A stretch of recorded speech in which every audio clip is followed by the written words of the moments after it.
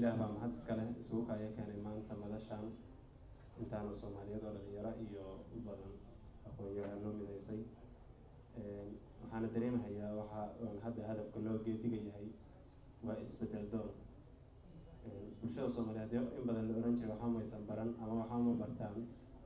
tana tusaale ah galaas iyadoo ahayn meel galaas oo 10 macallin oo ka bixinay in intaan Soomaaliyeed soo fariisato waxa aad u mahadsan ayagana u mahadcelinaya hadda Allah subhanahu wa ta'ala kooxda ogaan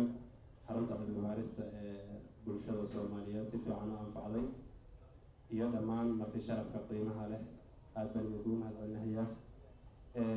haddii aqoonyahanku uu soo jeediyo aqoontiisa cilmiyeed bal anna intii tamartayda ah wixii alla i kalansiiyey baan isku dayayaa yaysan waxba xanaf yeelan maasadatan waxaa la yidhaahdaa gobol xaar gobol xaar waa dareemaysiin dee in bulshada Soomaaliyeed in dhaqan iyo soo jireen waxa ay u lahaan jirtay hogaamiyayaal bay ahaayeen ayagii oon dhaliilay iyo ficil aad u foolxun oo bulshada Soomaaliyeed dhexdeeda ka bilowday oo qabiil iyo qabyaalad iyo reer hebel u badan baan is iri maxaad adiga aragtidaada marka garsoor baan ahay ila socda wuxuu yiri gurdankiya xawaaraha guuxa bari ka soo kacay gebidumisku waa baab waxaad goodirkii hawdga leef ku erisaan goodkiya abeeskii miciyuhu galoolmeen ayaan guriga keenay ganacmiya mudadaasi gabkasi hadana guur garwadeenka noo kacay gabkasi hadana guur garwadeenka noo kacay garaadkiisa ila eg waxaan sacab garaacnaba ninkan geela noo dhalay iyo gaasir siinoon heelada ku garab waday misna garasho aan garanto oo magalaya wuxuu leeyahay waa ninkii siyaasiga ahaa gardaroy i garab qabo gacalow i guulguul guntimaha bislaadiyo hoobaanta geedkale garashay i gaarsii guntimaha bislaadiyo hoobaanta geedkale anaa gayiga haystee yaa guul kufaan noqon gobolnimadaad maqashaan shalaan gacanta geliyee guniya baahideedii maxaad iigu geesway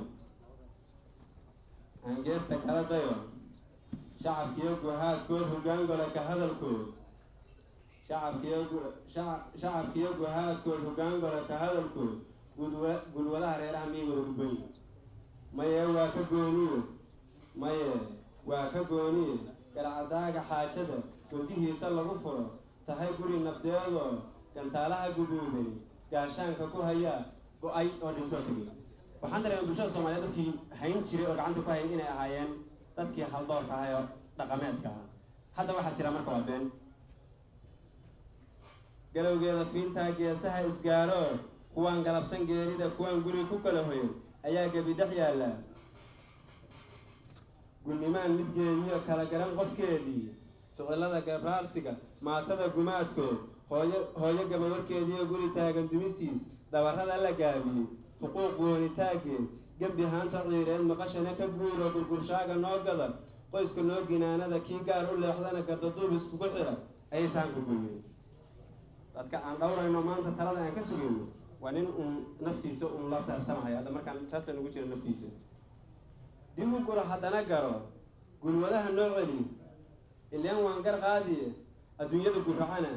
maxaa gaagu hiigeen loogu qaadi gurankiyo galoftaan irmaanayn maxaa gabadhan dhoolka kii geeyey loo yiri waa boonaan loo gelin war hadda bal isweydiiya goorma Soomaali aftirsiiyeen inta kala yeelatay reer hebel kuwa midgal noqdeen kuwana nasab noqdeen bal adigu maskaxda weydii maxaa gabadhan dhoolka kii geeyey loo yiri waa boonaan loo gelin madiinta la garab bara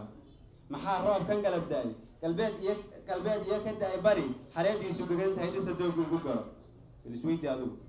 ma gaf aan galnaa jira maxalkan guddooniya galadii idaahban gulashadii gaaban guluudu wuxuu yiri geesigaan la garab qaban reerkan gaari geedeen misna hanasho guur male ganka aan ka jeexay gaariyaal afdheer iyo gasiinyaan ka haystaa yaan gaabiyoon dile haddii mowdku soo galay gini miyaan ku siiyaa gabadha ka dhigatay ninka xilka aad ku hayo oo suganayso waxa adiga hadda maanta u saab garaacaysa bal gara meesha fakarkiisa maanta u joogo maxaad iigu gunuunin gob inaan ku faano hadba gala ka heesoo ruuxaani garanayn shafka ugu garaaca miyaysan ila gudboonayn gunsiyaa u talin jiray sida ubadka geel bay golihii ka yuuseen gayigoo barwaaqaa guban maxay ka doonaan anoo gaashay heerkay dadka uga garqaataan ayay weli i giifaan xilka guudka ii suran lacagtaydaa goysay yaa hiil i garab dhigay yaa ii go-oo tegay yaa gaaridiisiyo gabadhiisa ii furay duqu miyuu gar leeyahay duqu miyuu gar leeyahay dadku miyay giriifeen dantu miyay ku garab tahay gudankiisu badana bal adigu isweydii su-aasha meesha ku jirta adun baa caqligo ilaahay maskaxanta ku siiyey bal aduu maskaxdaada la sheekayso waxa meesha kay jira dib u guro misana garo weli waan gar qaadiyo culummada i gaarsii muciin baan markaan waxaa midaya bal culummadu inay dhaamaan dadka odayaasha sheegtaiyo siyaasiyiintan balmaan dib u guro misana garo weli waan gar qaadiyo culummada i gaarsii gobtaan la ysku haystiyo gunnimadu maxay tahay midgaanima ma geedba ma eel dhuuxa gaaraa ma garaadka xoorbaa bulshadaa la gaasiray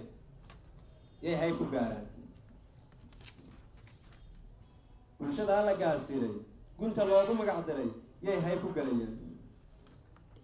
gobtu waa daba carbal galabtaytu goobaan joognaa yaa inta soo istaaga dhihi kara anaa gob ah oo shaksiga ku garaaci kara anaa gob ah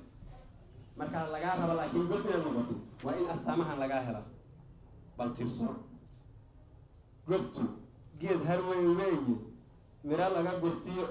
gobtu geed harweyn weeye mira aad ka guratiyo gabaad hoos qabowiyo caleen guudka kaga taal xooluhu ka goostaan ulaad gacan ku qaatiyo udub guriga kuu yaal qurux lagu gartaa jira galoolkiyo mareerkiyo geedaha dhiggiisa uga gooni baadha waa in intaa lagaa helo gobta horta erayga goblaya wuxuu ka yimid geed dhulka soomaaliyeed aada uga baxa miruu leeyahay caleen buu leeyahay hoos buu leeyahay ul baa laga goostaa udub baa laga qaataa intaas oo calaamadood markaa gob aad sharafteeda rabtidna gobonimo sheegtid intaa ha lagaa helo gobtu yay ku gaar tahay xeergaama guulba gogol dhaaf ma garasha gardarradu ma garabba shiiku wuxuu ku gaabsaday gob waxaa gardaadsada gudashada xilkiisiyo ruuxa guula caabuda garashana u dheer tahay labadii isgaadhiyo taladuu gorfeeyana tahay midaan dib loo gelin gacantiisu furan tahay gunse waxay u hoyataa gaaladiyo kufaadh iyo kuwa xarigga gooyee daba dhilifka gaarsii miyaa diinteenna lagu sheega meel dadku qaybna nasab tahay qaybna ay boon tahay malaha qofka gaalka kufaarka alla caabuday waa la dhihi karaa waa noocaas oo looga dhaqmi karaa waa gunaanad maansadu waan gaabin erayada mahmahayo soo geli gabraarsado horaa yidhi ajikaw garqaado gardarrada ku aragtaa kii kalaad la garab noqon eebada gafuurka ununka magu goysa ayay taladu kula geli geesi aasku badana iska gowrac mooye u garaabti yaa dilay midnimada garqaadkii godka yaa ku soo riday ma gaarahay maanso aad buu dheertahay waa mahadsantihiin xaggaa layga codsanayaa in waktiguna uu dhammaaday dhammaan waxaan mahadcelinayaa bulshada soomaaliyeed waxaana jeclahay inaan maanta waxyaalaha aan kala dagaalnay bulshada waxaa ka mid a qabiilka iyo goonigoonida iyo in la kala xaroodo in sinjigeenu waa soomaali wax ka sokeeyo annagoo ogolnahay maamul ka soo ahaada ma ogolin aad baa mahadsantihiin aad buu mahadsanyahay gudoomiyaha xarunta dhaqanka